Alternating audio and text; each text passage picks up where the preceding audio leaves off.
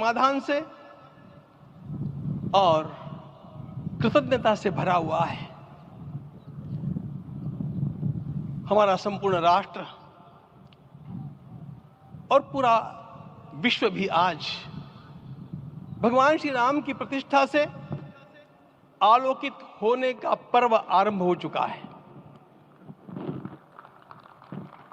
यह केवल एक मंदिर में एक मूर्ति की प्रतिष्ठा नहीं है, यह इस देश की अस्मिता, इस देश का स्वाभिमान और इस देश का आत्मविश्वास, इसकी प्रतीक्षा है। 500 वर्षों की प्रतीक्षा के पश्चात हमारे सारे सम्माननीय अभ्यागत डालेंगे ही। मैं केवल एक काम के लिए यहां पर खड़ा हूं, छोटा सा काम। कारण तो अनेक होते हैं, लेकिन अनेक कारण मिलते मिलते आखिर वे एक विशिष्ट स्तर तक पहुंच जाते हैं और उस स्तर पर कोई महापुरुष हम लोगों को उपलब्ध होता है और उस विभूति के कारण युग परिवर्तित हो जाता है। इस प्रकार का परिवर्तन लाने के लिए अपने जीवन को साधना पड़ता है और इस प्रकार जीवन साधने वाले हमारे इस देश की परंपरा के अनेक महान रत्नों की आवश्यकता सनातन के अंतःकरण की आवश्यकता के रूप में हमारे सम्माननीय प्रधानमंत्री जी प्राप्त हुए हैं।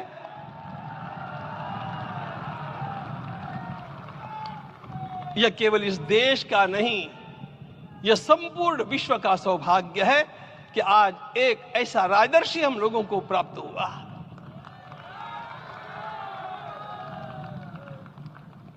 आपके मंगल हाथों से आज प्रतिष्ठा होने की बात थी, वह स्वाभाविक भी था, वो होना ही था मित्रों।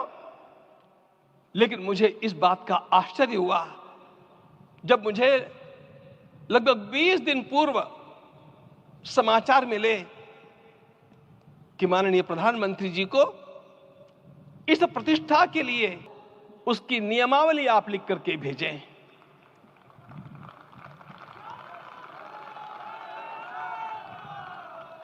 जिस प्रकार का हमारे देश का राजनीतिक माहौल है, कोई भी आकर के किसी भी समय कुछ भी कर्म करके चला जाता है, वो उद्घाटन हो, चाहे पौधारोपण हो, चाहे कुछ भी हो, लेकिन उसके लिए मैं अपने को सिद्ध करूं, इस प्रकार की भावना कहां होती है?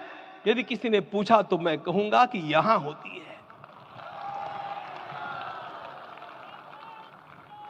भगवान श्री राम की प्रतिष्ठा करनी है।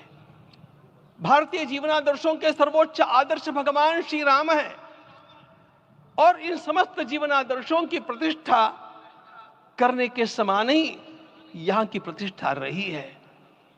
इसलिए एक महान विभूति को ऐसे लगा से और वाणी से अपने को उसके लिए शुद्ध बनाऊं, सिद्ध बनाऊं, और उसका मार्ग तप ही है। भगवद गीता ने कहा, यज्ञ दान तप कर्म न त्याज्यम कार्यमेव तत्। तप से ही विशेष परिशुद्धि होती है।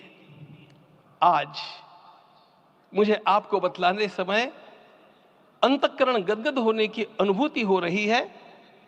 मैंने तो कहा था, हम लोगों ने महापुरुषों से परामर्श करके लिखा था, आपको केवल 3 दिन का उपवास करना है। आपने 11 दिन का संपूर्ण उपोषण किया। हमने 11 दिन एक भुक्त रहने के लिए कहा था, उन्होंने अन्न का ही त्याग कर दिया। महाभारत में कहा गया है, अनशन यह सबसे बड़ा तप है, अनशन। और उसको उनके जीवन में साकार होते हुए मैंने केवल देखा नहीं, मैं थोड़ा तार्किक हूं। आपकी परम पूजनीय माता जी से मिलकर के मैंने उसको रिकन्फर्म भी किया था कि आपका यह अभ्यास 40 वर्षों का है। ऐसा तपस्वी कोई राष्ट्रीय नेता प्राप्त होना यह सामान्य बात नहीं है। वे इन दिनों में हमने कहा था कि आपको विदेश प्रवास नहीं करना चाहिए, क्योंकि सांसर्गिक दोष भी आते हैं।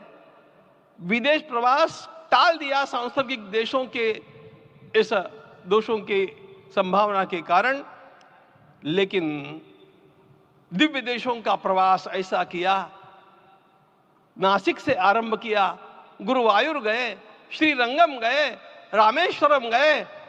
इन सारे स्थानों पर जाकर के वहां के परमाणुओं को लेकर के और पूरी भारत माता के हर कोनों में जाकर के मानो वे निमंत्रण दे रहे थे कि आइए दिव्य आत्माओं, अयोध्या पधारिए और हमारे राष्ट्र को महान बनाने के लिए आशीर्वाद दीजिए।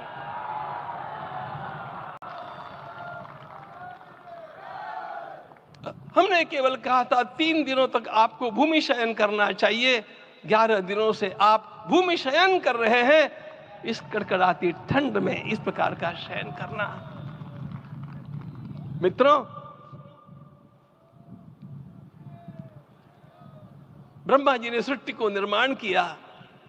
उस समय उन्होंने एक शब्द को सुना था। भारत की संस्कृति का सबसे मूल शब्द है तप, तप इति। हमारे पूज्य गुरुदेव के गुरुदेव परम गुरु कहा करते थे, कांची के परमाचार्य जी महाराज, तपश्चर। मैं जब भी उनसे मिलता था वे कहते थे तपश्चर। आज तप की कमी हो गई है और उस तप को हमने साकार आप में देखा।